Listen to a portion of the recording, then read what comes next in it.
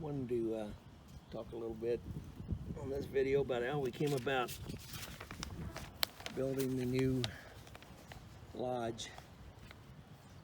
The first video in this playlist is basically why we decided to tear down the old cabin. So I may go back over a little bit of it, but basically we built this in 2014. It started in the winter of 2006, spring of 2007. We had an infestation of raccoons that broke into the old cabin and defecated on the top logs and structure throughout the inside. They basically made the cabin their own for the summer, and for 5 months or 6 months there's no one down here. So probably from November through April, they had their way with this cabin and they turned it into an outhouse. At the same time, I had made plans and submitted them to the family to build the camp bathrooms. So in 2007, early on, before the general meeting, which we hold at the around the time of the reunion, I sent out a email asking people what their ideas were for what improvements we need to make to the cabin. And I suggested several things. One was replace the flooring that hadn't been replaced by my brother Jim. The other was to replace the front porch and make it a little more livable, make it bigger and more livable. And another one, main one, was to clear out everything in the cabin and just basically make it a shelter house type of place where people could get in out of the weather when we had our reunions. We've had some terrible weather during our reunions to where we'll have several inches of rain. And at the time, this land was about 4 inches lower, and it would flood terribly, hold real water. And we've held several reunions out here where we were in tents or dining tents where we were standing in water. And what we needed was some place where everyone could get in and get out of the rain and get out of the mud. And so my idea was to make a bigger porch. At the same time, I was going to raise the roof on this south side and maybe make a sleeping loft where the young kids could sleep when we were all together. In 2007, the first motion was made that the first idea by my nephew was he wanted to tear down the old cabin and build something new that people would enjoy more. His wife did not enjoy coming down here to this dirty cabin. My daughter-in-laws did not like coming down to this dirty cabin. That was my reasoning for building the camp bathrooms, was to get people. The dirt inside the cabin was one thing, but having to use an outhouse was another, for especially a lot of the young women and young kids. So that, to make it nicer for the next generations, that's why we built the bathrooms. We allotted several $1,000s for the floor, the roof, and the porch. Then in 2008, I started on the bathrooms. So those plans were just for the future, for the floor, the porch, and the roof.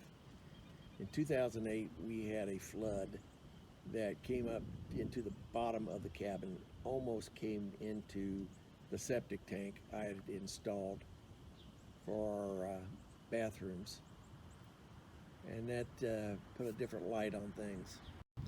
My suggestion was that we put all new construction, other than the bathrooms, on hold until we got the situation with the water straightened out, which we still haven't done that, but we mitigated it somewhat when we built this new cabin.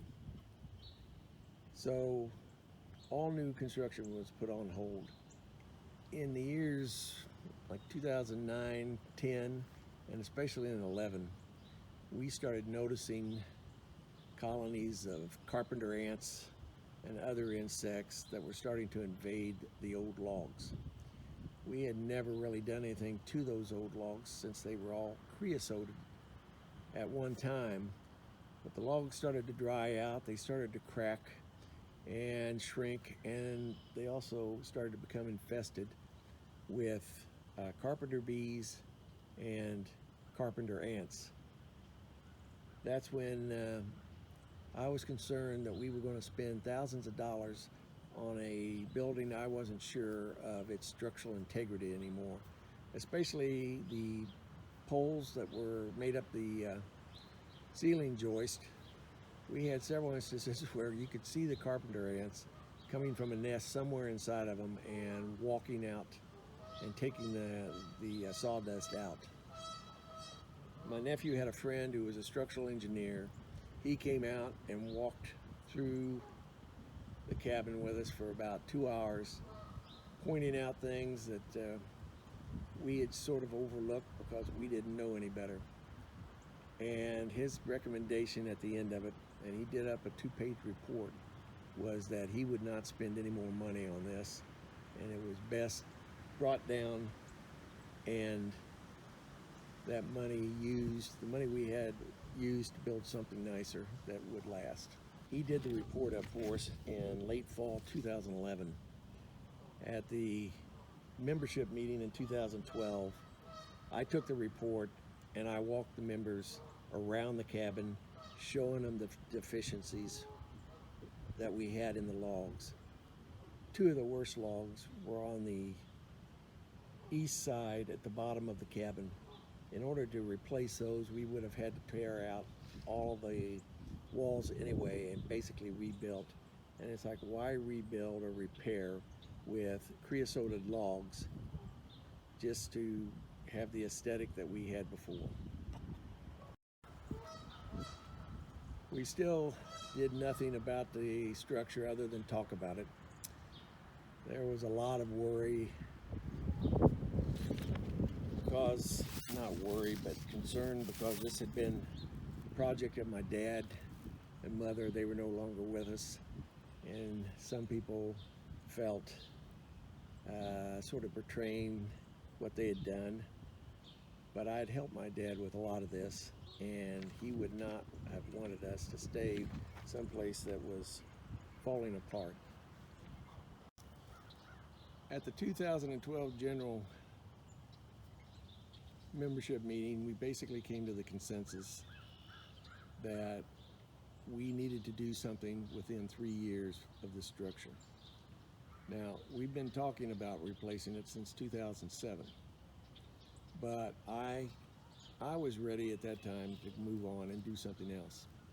But my older sisters, my 3 older sisters, my oldest sister Pat was 12 years older than I am.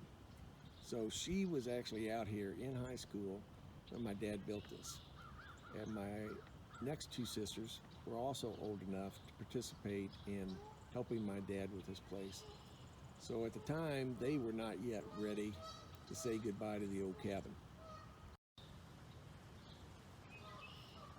Labor Day of 2012, my 3 oldest sisters were here, and they got together and started sitting around and talking.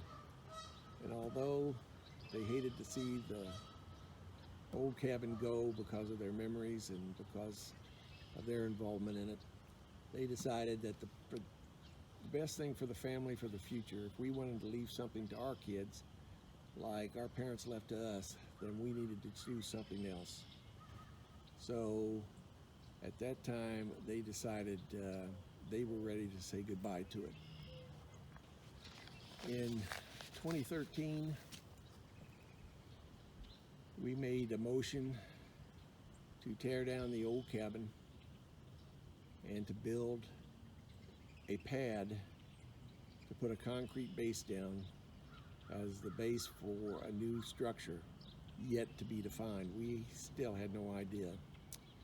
My sister Kathy had I had mentioned that I wanted, my idea was to have an enclosed shelter house that was someplace to cook, so that we could gather out of the elements.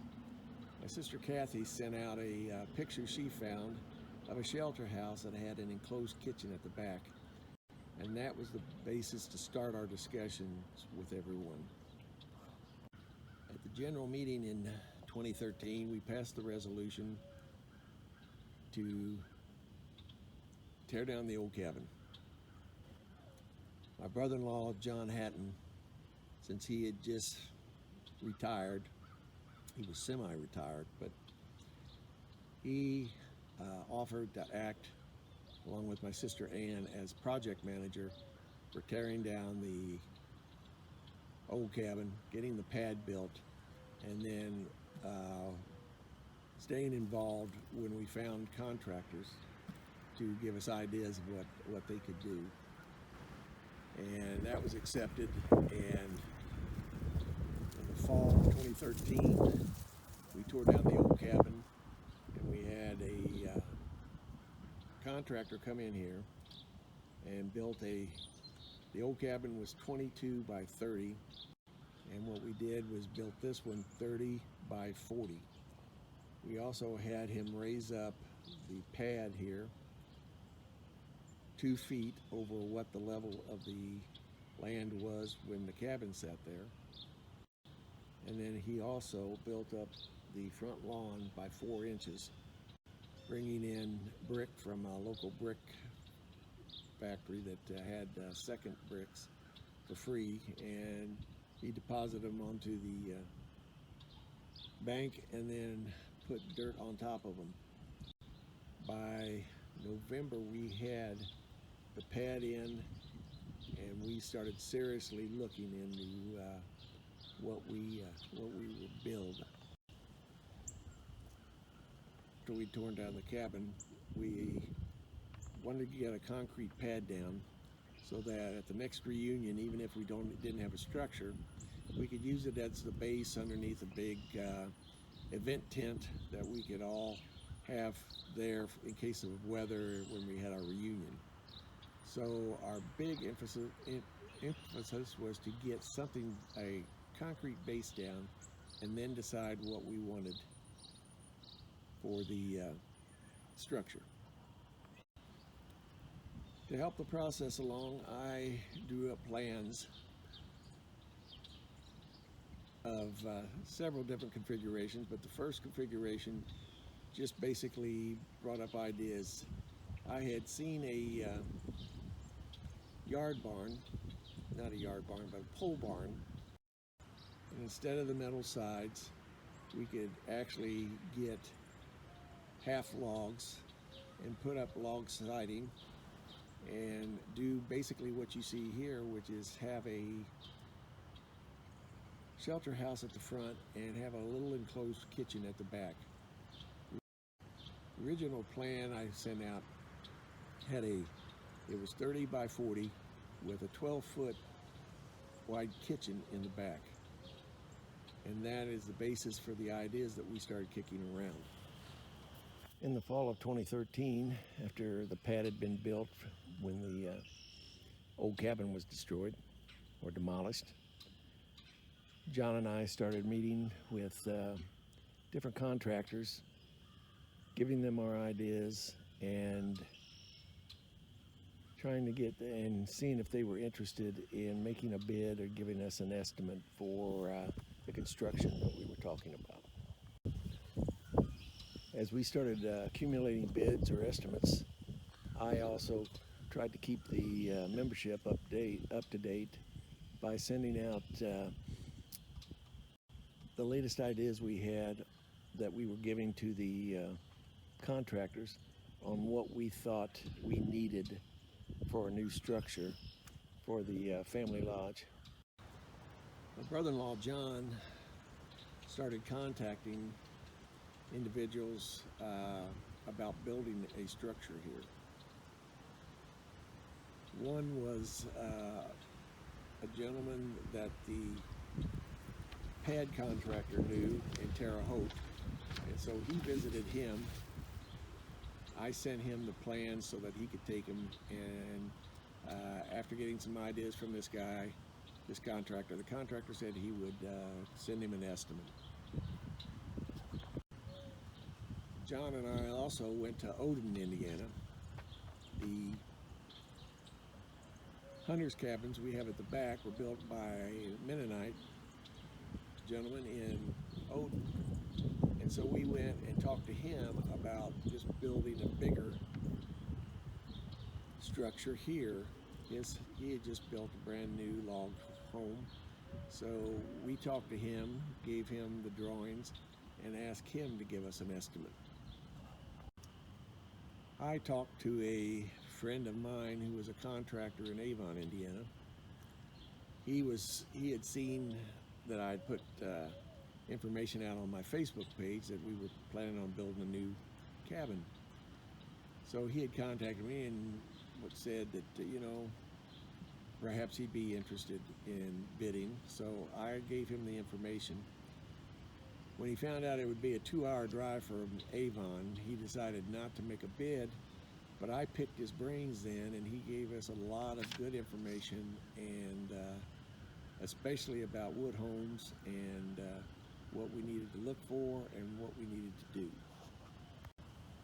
Over time, I started submitting, before I put out the trip reports to the different contractors, I put out ideas on that I originally had, which was put up a pole barn frame and then fill in with half logs, that we would do the work ourselves and all. My brother Jim, I had put out a site in North Carolina where you could buy these half logs. And my brother Jim said, "Why are you doing that when there's Ferry Log Homes here in Sullivan?"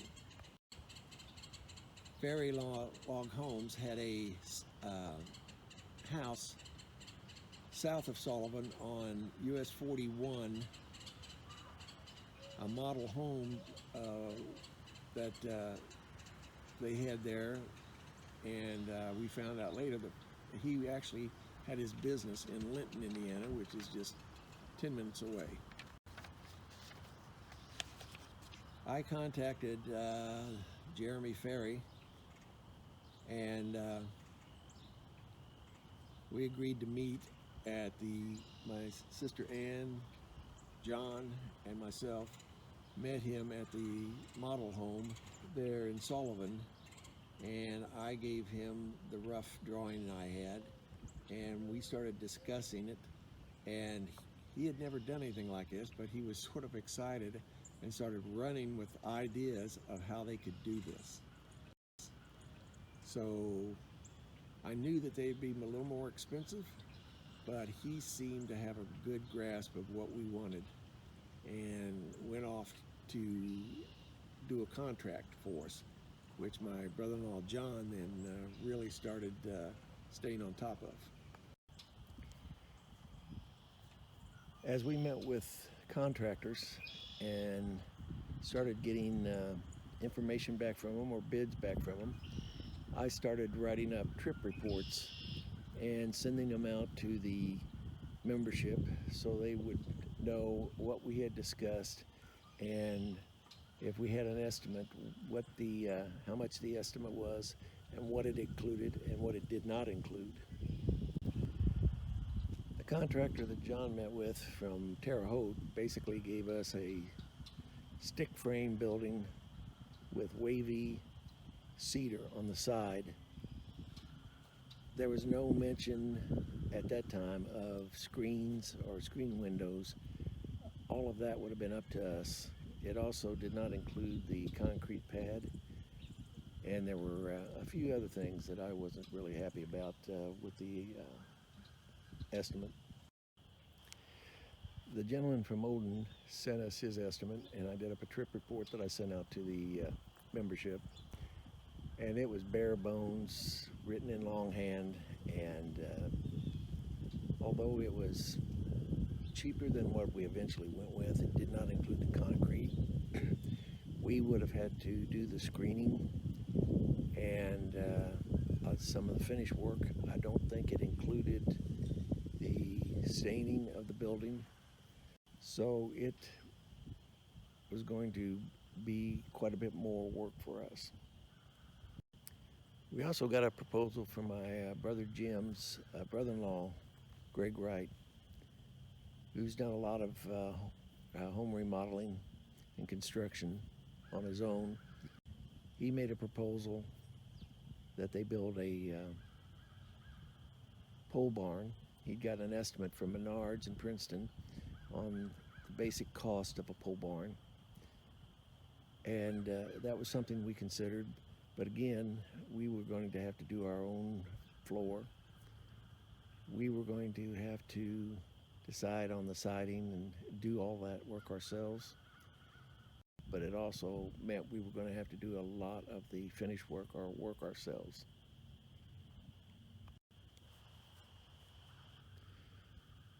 When we got the proposal back from Jeremy Furry, what I liked about the proposal was that it was all inclusive. When he finished up, we'd have a completely enclosed structure, screens, everything would be stained. We would be able to move in, have our reunion, but then it was up to us to finish the rest of it.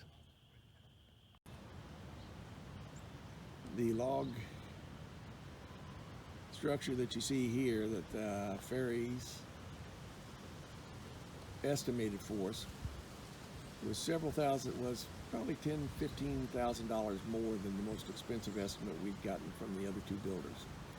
But his estimate included everything.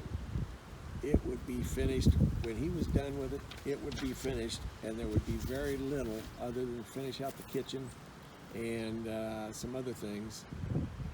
But they would have the structure enclosed, screens, stained. They would have everything done by the time they were done.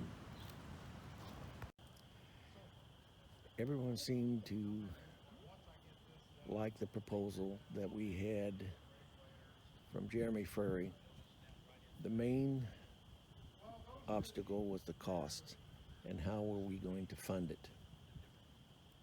We came up with a plan to assess everyone $50 a share each year for 7 years, and after 7 years we would have the structure paid off. One of our family members agreed to finance the structure. In other words, he paid for it in advance, and then he recouped his money over 7 years. Several of us, myself, my sister Sarah, sister Ann, sister Kathy, they all paid their total amount up front, so that our brother-in-law John, who financed it, was not out the entire amount, but was financed basically about half the cost of the structure. Unfortunately, we lost about 5 members because they did not want to pay for a new structure out here. They basically just wanted the place to visit for the lake, and having this shelter house for the family to gather in was not a priority of theirs. So they gave up their shares, and we ended up with, I think, 162 shares or units that ended up paying for the structure.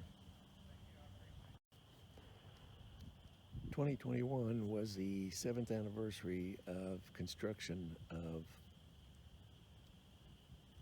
the family lodge, and we paid John back the last installment, and he made him whole. By making him whole, I mean we paid back what he had financed for us. They began construction in April, first by putting down the concrete base, They allowed the concrete to cure for several weeks and then came back in with the log kits and began construction. This lodge was built by a construction crew of just 3. The general contractor was a man named Brian Slutter here in Linton, and he used his son and his son-in-law, and the 3 of them did all the construction. He came up, these ceiling joists and beams are based off of an idea that I had given him, but he built these himself, and they came in one piece and brought in here. If you look, logs, these are D logs, these 3 rows above the window. But once you get above that, it's just siding. There's stick frame above that, and there's flat siding on this inside, and there's log siding on the outside. And it's the same back here, that once you get above the center beam, those are all siding pieces. And it's almost impossible to tell the difference between where the logs, the foam logs are, and the siding is.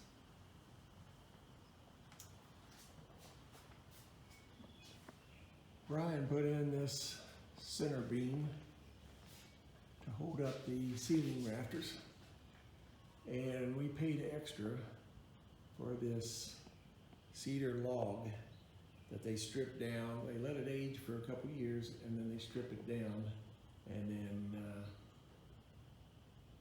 just put linseed oil on it. And as they said, it is a conversation piece, but it's also functional in that it is there at the joint of the 2 center beams where they join together. My brother-in-law John kept in constant communication with the contractor, making sure that everything was getting done. I would come down and inspect. I was the technical inspector, but John was the driving force behind everything. And he kept pushing them so that by mid-June, this structure was just about done other than the staining. We had a gentleman, they hired a gentleman from French Lick who came in and stained the outside and the inside here of the pavilion, and then just lacquered it. We did not stain the kitchen. He suggested we just put lacquer on it so that it wasn't dark, and he was correct. We actually have that gentleman now come back every year, and he he inspects it, power washes it, and makes any repairs that need to be done.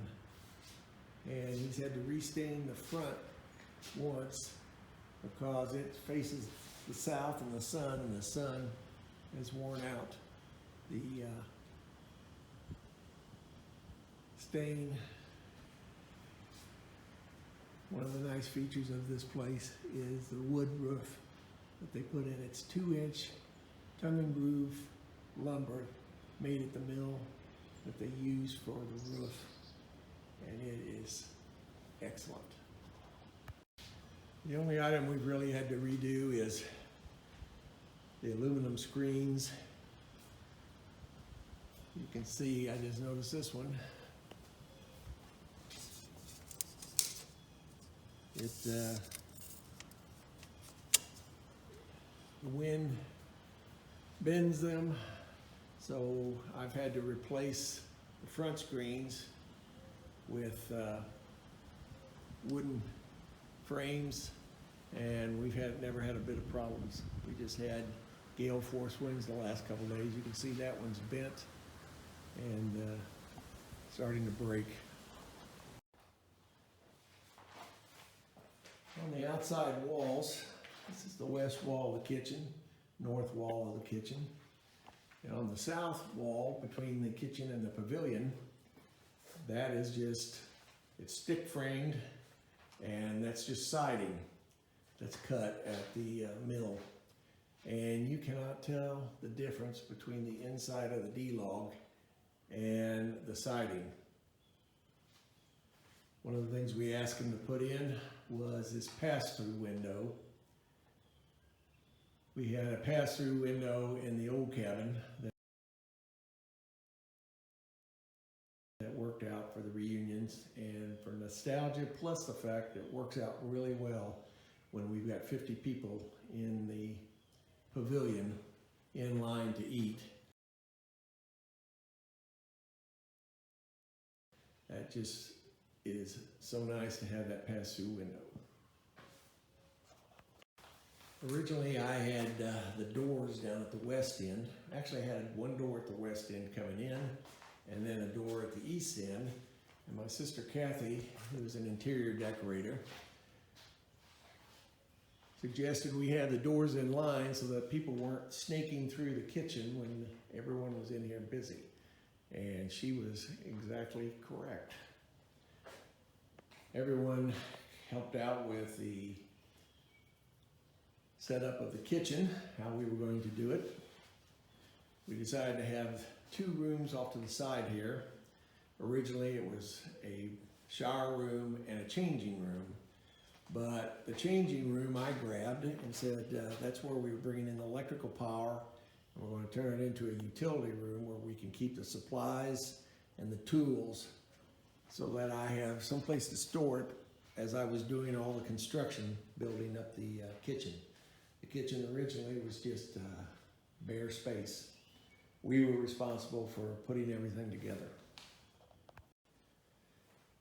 Construction of the lodge finished in late June of 2014. We had a get-together of all of the family that's local about a week before we had the reunion, and everyone seemed to be pleased with the construction.